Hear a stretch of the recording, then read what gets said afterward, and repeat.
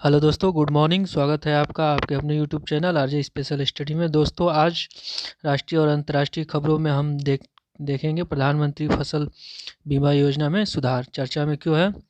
चलिए देखते हैं। हाल ही में महाराष्ट्र ने संकेत दिया है कि वह प्रधानमंत्री फसल बीमा योजना से बाहर हो सकता है। अब क्यों हो सकता है, आइए देखते हैं। आंध्र प्रदेश, झारखंड, तेलंगाना, बिहार, गुजरात, पंजाब और पश्चिम बंगाल जैसे कृषि प्रधान राज्य पहले ही इस योजना से बाहर हो चुके हैं।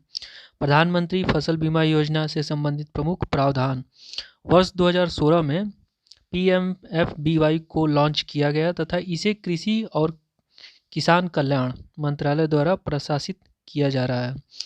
इसने राष्ट्रीय कृषि बीमा योजना NAIS और संशोधित राष्ट्रीय कृषि बीमा योजना MNAIS को परिवर्तित कर दिया गया था। इसके तहत उद्देश्य फसल के खराब होने की स्थिति में एक व्यापक बीमा कवर प्रदान करना ताकि किसानों को की आय को स्थिर करने में मदद मिल सके। क्षेत्र और दायरा, वे सभी खाद्य और तिलहन फसलें तथा वार्षिक वाणिज्यिक बागवानी फसलें जिनके लिए पिछली उपज के आंकड़े उपलब्ध हैं। बीमा किस्त, इस योजना के तहत किसानों द्वारा दी जाने वाली निर्धारित बीमा किस्त खरीफ की फसलों के लिए 2% और रबी फसलों के लिए 1.5% है। वार्षिक वाणिज्यिक तथा बागवानी फसलों के मामले में किस्त 5% है। किसानों के हिस्से की प्रीमियम लागत का वहन राज्यों और केंद्र सरकार द्वारा सब्सिडी के रूप में बराबर साझा किया गया था। हालांकि पूर्वोत्तर भारत के राज्यों में केंद्र सरकार द्वारा इस योजना के तहत बीमा की सब्सिडी का 90% हिस्सा वहन किया जाता है। कार्यान्वयन, इसका कार्यान्वयन पैनल में शामिल सामान्य बीमा कंपनियों द्वारा किया जाता है। कार्यान्वयन एजेंसी AI का चयन संबंधित राज्य सरकार बोली के माध्यम से करता है। संशोधित PMFBY संशोधित के को अक्सर 2.0% कहा जाता है। इसकी निम्नलिखित विशेषताएं हैं। पूर्ण रूप से स्वैच्छिक, वर्ष 2020 के खरीफ सीजन से यह सभी किसानों हेतु वैकल्पिक है। इससे पहले अधिसूचित फसलों में ऋण किसान क्रेडिट कार्ड KCC खाते का लाभ उठाने वाले ऋणी किसानों के लिए यह योजना अनिवार्य थी। केंद्रीय सब्सिडी की सीमा, कैबिनेट ने इस योजना के तहत प्रीमियम दरों को असिंचित क्षेत्रों या फसलों के लिए 30% और सिंचित क्षेत्रों फसलों हेतु 25% तक सीमित करने का निर्णय लिया।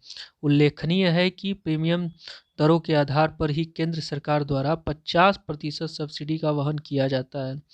राज्यों को अधिक मान्यता, सरकार ने राज्य और केंद्र शासित प्रदेशों को PMFBY को लागू करने की छूट दी है और उन्हें किसी भी संख्या में अतिरिक्त जोखिम कवर सुविधाओं का चयन करने का विकल्प दिया है। IEC गतिविधियों में निवेश, बीमा कंपनियों को सूचना, शिक्षा और संचार गतिविधियों पर एकत्रित कुल प्रीमियम का 0.5% खर्च करना होता है।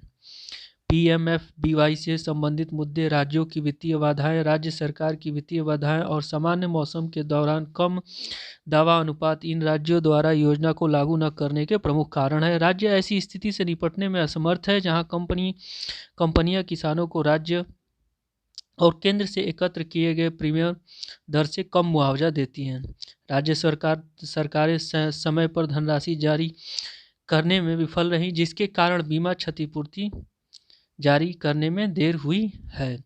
इससे किसान समुदाय को समय पर वित्तीय सहायता प्रदान करने की योजना का मूल उद्देश्य ही विफल हो जाता है।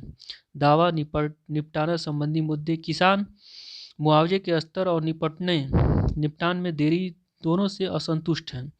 ऐसे में बीमा कंपनियों की भूमिका और शक्ति अत्यधिक महत्वपूर्ण है, क्योंकि कई मामले में उन्होंने स्थानीय आपदा के कारण हुए नुकसान की जांच नहीं की, जिस कारण दावों का भुगतान नहीं किया गया। कार्यान्वयन के मुद्दे, बीमा कंपनियों द्वारा उन समूहों के लिए बोली लगाने में कोई दिलचस्पी नहीं दिखाई गई जो फसल के नुकसान से प्रभावित हो सकते हैं। बीमा कंपनियां अपनी प्रकृति के अनुसार यह कोशिश करती हैं कि जब फसल कम खराब हो तो मुनाफा कमाया जाए। पहचान संबंधी मुद्दे, वर्तमान में PMFBY योजना बड़े और छोटे किसानों के बीच अंतर नहीं करती है तथा इस प्रकार पहचान के मुद्दे को भी सामने लाती हैं। छोटे किसान सर्वाधिक कमज़ोर वर्ग हैं। आगे की राह PMFBY में सुधार। अगर किसान प्रीमियम पर 95 से 98% सब्सिडी के बावजूद फसल बीमा को लेकर कोई दिलचस्पी नहीं दिखाते हैं तो इसका मतलब है कि उत्पादन में सुधार की ज़रूरत है। इस लिहाजा से बीमा कंपनियों को एक क्लस्टर के लिए करीब 3 साल की बोली लगानी चाहिए ताकि उन्हें अच्छे और बुरे दोनों वर्ष फसल उत्पादन के सकारात्मक एवं नकारात्मक संदर्भ में के उचित प्रबंधन का बेहतर मौका मिल सके। खरीफ रबी सीजन की शुरुआत से पहले बोलियां बंद कर दी जानी चाहिए। बीड मॉडल को अपनाना। महाराष्ट्र में बीड मॉडल का पालन किया जा रहा है, जहां एक बीमा फर्म को सकल प्रीमियम के 110% से अधिक के दावों पर विचार करने की आवश्यकता नहीं है। बीमाकर्ता को नुकसान मूल राशि से बचाने के लिए एकत्र किए गए प्रीमियम के 110% से अधिक मुआवजे की लागत राज्य सरकार को वहन करनी होगी। यह मॉडल मौजूदा जटिलताओं से निकलने का रास्ता प्रदान करता है। दोस्तों, राष्ट्रीय और अंतर्राष्ट्रीय खबरों से अपडेट रहने के लिए आप हमारे चैनल को सब्सक्राइब करें, नीचे लिंक है। लाइक करें, कमेंट करें और अपने दोस्तों के साथ शेयर करें। ओके दोस्तों, बाय बाय, टेक केयर।